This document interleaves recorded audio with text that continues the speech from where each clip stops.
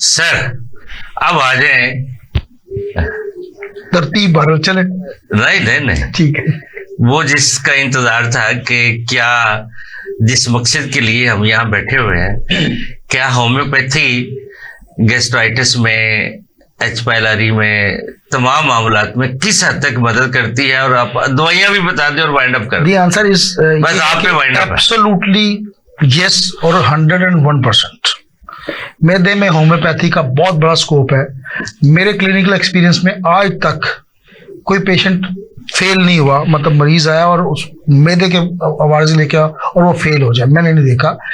बात वही है कि डॉक्टर फेल होता है, होम्योपैथी फेल नहीं होती। जिसका डॉक्टर साहब ने कहा कि एक काबल ऑथेंटिक, आप डिग्री ना देखें, उसका क्लिनिकल एक्सपीरियंस और उसकी महारत देखें, वो ज्यादा काउंट करता है। तो होम्योपैथी कभी फेल नहीं होती।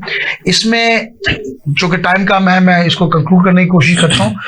2-4 लीडिंग मेडिसिन है, उसकी मैं नाम ले देता हूँ जल्दी जल्दी। नक्स स्वामी का आराम से ले, ठीक है, मैं आपको पूरा टाइम देगा। चलो, होम्योपैथी और स्टोमिक में तो हमने, हाँ जी। अच्छा, स्टोमिक थोड़ा सा मैं फिर थोड़ा वापस जाता हूँ। जैसे डॉक्टर साहब ने कहा जी पाकिस्तान जैसे मुल्क में स्टोमिक के प्रॉब्लम ना हो, ये हो नहीं सकता। सबसे मेन रीजन, बैक्टीरिया अपनी जगह मौजूद हो, लेकिन सबसे मेन रीजन स्ट्रेस, एंग्जाइटी और डिप्रेशन, ये बड़ा काउंट करता है उस पर।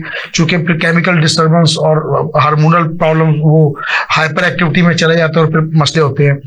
तो इसमें खुराक डॉक्टर साहब ने बताई, पुदीना जरूर ऐड करना है, पुदीना ऐड करें, अदरक ऐड करें। इसके अलावा दही का इस्तेमाल जरूरी है ताकि एसिडिक वैल्यू को हम न्यूट्रल कर सके और अल्कलाइन की तरफ जा सके। नेक्स्ट स्वामी का एक बहुत बड़ी मेडिसिन है। आप जैसे जो बाबू हैं, जो दफ्तरों में काम करने वाले हैं, जो सेडेटरी लाइफ गुजारते हैं, वर्जिश कम करते हैं, तो मेरी तरह लेके चलते हैं, उनके लिए नेक्स्ट स्वामी का बड़ी अच्छी मेडिसिन है। ये हमेशा यूज करते रहे? नहीं, हमेशा की यूज करनी है। जब तक अलामात है, जब तक प्रॉब्लम है, मैदे में दर्द है, जलन है, तेजाबियत है, उफारा है, ये नक्सोमिका सुबह दोपहर शाम यूज करते हैं या रात सोते वक्त ही लेते हैं? डिपेंड करता है आपके केस के ऊपर। क्रॉनिक केसेस में इसकी पोटेंसी और होगी और अक्यूट केसेस में और होगी। नॉर्मली मैदे के जो केसेस आप देखेंगे वो अक्यूट में आते हैं, तो टीडीएस करेंगे। टीडीएस मीन मैं आम नाज़रीन के लिए बताता हूँ, सुबह दोपहर शाम 30 में ज्यादातर मैं यूज करवाता हूँ जो अक्यूट केसेस आते हैं। और क्रॉनिक केसेस भी आए तो 200 और 1 m तक हम लोग जाते हैं। तो जो नक्स का पेशेंट होगा वो जरा चिड़चिड़े वाला होगा, गुस्से वाला होगा। आपको पता है कि होम्योपैथी सिम्टम पर बेस करती है। उसके लिए एच पाइलोरी या गैस्ट्राइटिस का कोई लफ्ज नहीं है। लफ्ज तो शायद हो, लेकिन हमारे लिए सिम्टम्स बहुत अहम किरदार अदा करती हैं।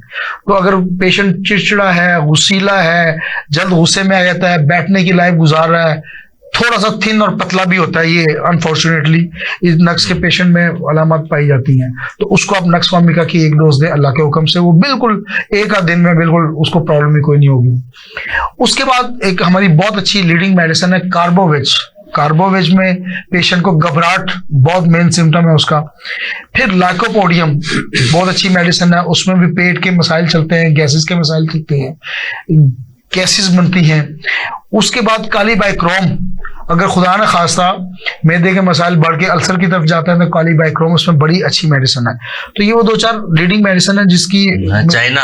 चाइना बहुत अच्छी मेडिसिन है। मेडिसिन तो बहुत है डॉक्टर साहब, बात ये है कि again depends on the symptoms. Symptom पल्साटीला बाज़ बड़ा अच्छा काम अदा करती है। अगर आप इस किस्म के शकील खाने, रोबीनिया है, बहुत सारी मेडिसिन है, तो डिपेंड करती है। एंटीमोनियम क्रूडम है, एंटीमोनियम क्रूडम है, एंटीमोनियम टार्ट भी, इवन सम एक्सटेंट फास्फोरस बहुत अच्छी। शुक्रिया आप सबका, आप तशरीफ लाए।